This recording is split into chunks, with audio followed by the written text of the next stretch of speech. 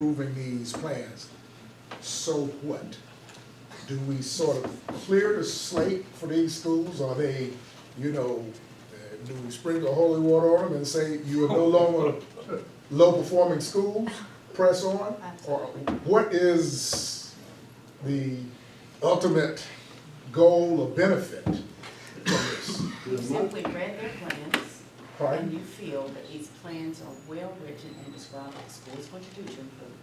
That's Yes. the only authority this board has. The state board has dictated the criteria for the determination of low performing status. So when can that designation be removed? Or what has to happen for that designation to be removed? Test scores must go up. The So- letter grade must go up. So until the test scores go up, then they will remain low-performing schools. Yes, and then the requirement is that, so the test scores lead to the designation, and then if you're designated as low performing, one of the things you're required to do is revise your score plan and put it on the internet for people to give you feedback. But that doesn't then lead you to clear that status. Now, Ms. Dewson, you really just answered what I was asking in the beginning about the requirement. And since we have, I'm assuming, have done exactly just that, and that's why we're voting on that 5 tonight, correct? Is to meet the requirements of having a plan for them to improve themselves. The things that, so that's what I was really asking, the requirement, which we have met in what we're going to provide from each school to do just that, we voted on tonight. The only other thing I was looking at, is something like what Mr. Ritter alluded to that I said previously. I wish in some kind of format we could just have something that would be more easily to comprehend. Can we make a motion that asks our board attorney to look in to see if we can get away from NC Star and have our own local format, or maybe a very free-flowing format that principals can tailor to their individual school? Clearly, an improvement plan for West Oxford would be different than one for JF Webb. I don't think we need a motion to do that. I mean, we can ask her to do Yeah, so. I'm just looking at Yeah, that's fine. I'd like to Yes. ask you to do that. Yes, sir. In addition to that, then can we get feedback from the two individuals that put so much time in this, and that's Dr. Myrick and Ms. Robinson? Because they've trained our people to do that. Yes. So we know whether we're giving it a chance with our new trainer, or, I mean, what are their thoughts about it? That's a very good point. That's a very good point. So maybe wait and get, maybe have a report from them maybe later in the year, couple months? How would you like to do that, Mr. Mims? Well, I guess I would like to know, how long have we been doing these school improvement plans? And have we, based on doing it forever, so have we ever sort of gotten ahead above water? So if I may, the statute was originally passed in 1989. Now, this format and this software is only a few years, yes. I mean, It is. I haven't been here that long, but we didn't always have to do it that way. No, it's this particular software is about 3 years old, Okay. but there have always been regulations around what ought to go in the school improvement plan. This software, when developed, or I'll say when selected, was selected because it sort of put everyone on equal playing field. And you didn't have plans all over the place because that was hard to compare. And what we're hearing tonight is a little different. The statute also does require this board to act within 30 days of when you originally saw the plan. So you are required by law to act on these plans.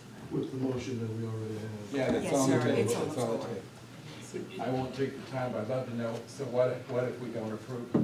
What will the state do? But we don't need to get there. We don't need to go there, because we'll never solve that one. I think based on Mr. Richardson, real quickly, Dr. Mark, are we way off base? I mean, have you gotten feedback from the principals and the teachers that they're not happy with the school improvement plan and all the efforts required to go into it, and then the limited feedback? I mean, have you heard anything, any complaints? Well, I would say that the principals have been pleased this year with the way that we have done the process, because we have brought the principals in and met with them anywhere from 2 to 3 hours with them and members of their school improvement team to look at their action steps. And what's included with NC Star are indicators that have been determined to help increase student achievement in low performing schools, and this has been done across the country. And this program that we're using, NC Star, is a nationally recognized program called IndyStar. And North Carolina adopted it and calls it NC Star. But it's the IndyStar program that we are using. Which we discussed a couple of meetings back, and we had them to report before us. They all felt so confident in the plan that had been put together. My only thinking was is that if somehow or not we could have something that we can spoke toward that, or maybe having an after letter or something that would make it just more feasible for common people to understand. Mr. Mims, and then Mr. Richardson. Mr. Mims? Yes, I guess, you know, I heard someone say it, I'm willing to rely on the judgment and decision-making of the principals. They, you know, where the rubber meets the road, they know what's going on around their campuses better than anyone else. And I guess what will be telling is whether or not these schools evolve out of this low-performing status. Because if we've been doing school improvement plans year after year after year, and we have 25% of our campuses now low-performing, that doesn't give me a whole lot of confidence in the quality of the school improvement plans that we've had in the past. So next year, I would expect not to see this many schools open if our plans are truly effective. Unless you tell me the plans are multi-year plans. In other words, we're not going to get there in 12 months or 8 months and so forth. It's going to take 2 or 3 years to get there. There are some action steps that will require multiple years to get there, but there are checkpoints. Okay, Thank you. Mr. Richardson? Trying to think what I was gonna say. Okay. Oh, I think to go along with what Mr. Smith said, that, I mean, I found the executive summaries very helpful this year in the way y'all designed them. Maybe that's what we put out and kind of get some feedback from, that, so it's not so overwhelming to read a 30-page plan, and it's in better English. Nice comment. I want to first of all thank you for the way the whole process worked this year, bringing the principals in the way we did, only asking those to come who we wanted more information. I thought it was very effective. I certainly felt for the first time since I've been on the board that I felt like everybody was coming forward in a positive, constructive way. I want to thank you for that. Thank you. Of course, the other thing going back with Mr. Mims is, you know, I drive you crazy about this. The thing I don't like about the plans, and I'm not saying you can do anything about it, is that in my mind, there is a real lack of creativity in terms of if you keep doing the thing you've always done, you're going to get the same results. Yet the format doesn't really support that. And it just bothers me that we have to go through all this stuff. Mr. Mims, you talk about you don't expect to see that next year. Well, given the way these plans work, I'm not sure that that's a real expectation, honestly. Now, we all want to do it, but you understand what I'm saying? Yeah. It's that there's just there's a lack of real creativity, and I could be completely off base, but go back, I'm through. You've done a great job. All right, we have a motion and a second. Would you please repeat? Motion to approve all of the 5 low performing schools. Okay. As presented. All right, we have a motion and a second. All those in favor say aye. Aye. All those opposed, motion carries. Okay. Field trip. Yes, thank you so very much. Dr. Winborn, will you share with us our monthly field trip report? Yes, ma'am. Mr. Chairman, members of the board, tonight I'm bringing to you 3 additional field trips that require your approval. Just as a reminder, the board is required to approve all field trips that are either overnight or out of state, and this spreadsheet shows a running record of the ones that you have approved thus far this academic year. And the last 3 rows are the new ones that are being brought to you tonight. A trip to the Outer Banks from Mount Energy, a trip to Washington D.C. from Butterston Elementary, and the DECA convention in Greensboro for South Granville. Okay, and we have to approve them. Yes, sir. Do I have a motion to approve? So moved. Mr. Beauty, is there a second? Mr. Richardson, further discussion, all those in favor say aye. Aye. All those opposed, motion carries. Thanks, sir. Can I ask a quick question? Sure, And I'm not gonna, certainly may. I guess, and again, a new board member, I'm assuming that when you bring these before us, that you have looked them over and that you are happy that there's nothing unsafe and that everything, all the i's are dotted and t's are crossed. I mean, Yes, sir. Okay, so, They come, every field trip request comes to my office, and Lynn Henderson and I, we go over each one and make sure that it follows policy and the new administrative procedure that we put in place this past year. In certain cases too, another form is required to go to transportation as well. We make sure that all the accompanying permission slips are there as well, and we keep a file and records of all of these. thank you. Okay, all right, thank you. No health and safety tonight, no human capital management, and so I'll turn it over to Ms. Beth Day with regard to our budget amendment, our financial update, and board travel. Thank you, board members. You have a few budget amendments this evening.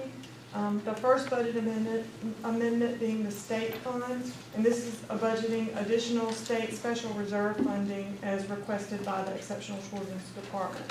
This is an addition to our state budget of $32,756. The next budget amendment is for the local fund, and this is neither an increase or decrease to the total budget, but is within our existing budget, and it's adjusting for several departments, the public information, human resources, and curriculum instruction departments to meet their current needs. The next budget amendment is for the other restricted fund, and this is budgeting some additional recycling revenue, $897 is the increase to that budget. The last budget amendment is for the capital outlay fund, and this is doing 2 things. One thing is it's budgeting for 14 replacement yellow buses authorized and provided by DPI.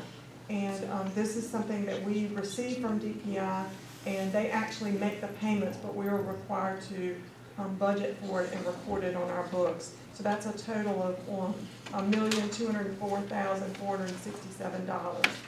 And then also on the capital outlay fund budget amendment is moving funds for ongoing facility projects for the fiscal year. So this is an increase to the capital outlay budget of $1.2 million. Okay. We need a motion to approve these as presented. Do I have a motion? So moved.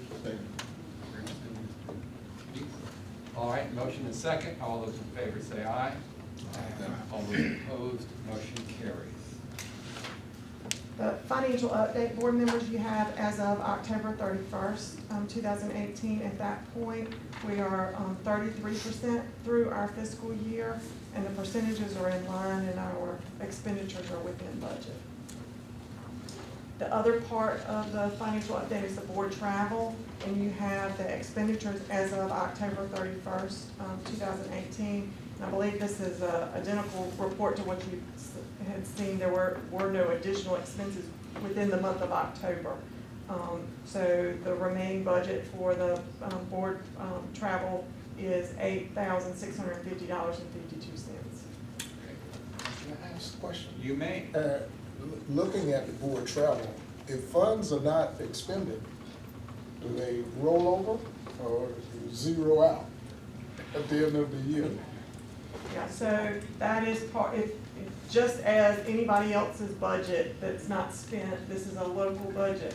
So that it contributes to part of fund balance that is not,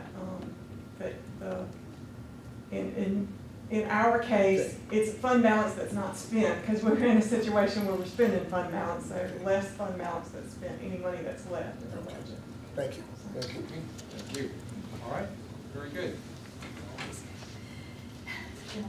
now time to have the official Mary Potter legal study. I will ask staff to get themselves ready yourselves to move to this portion of tonight's work. Okay, great.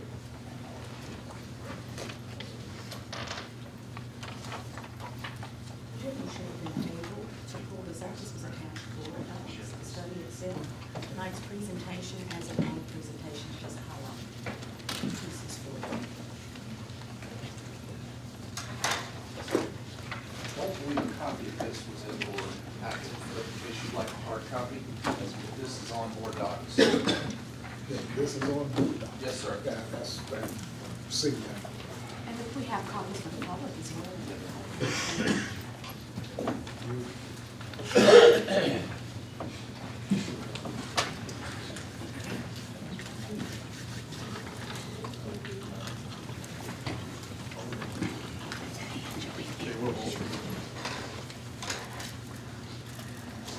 Before we get started, let's just take kind of a stretch break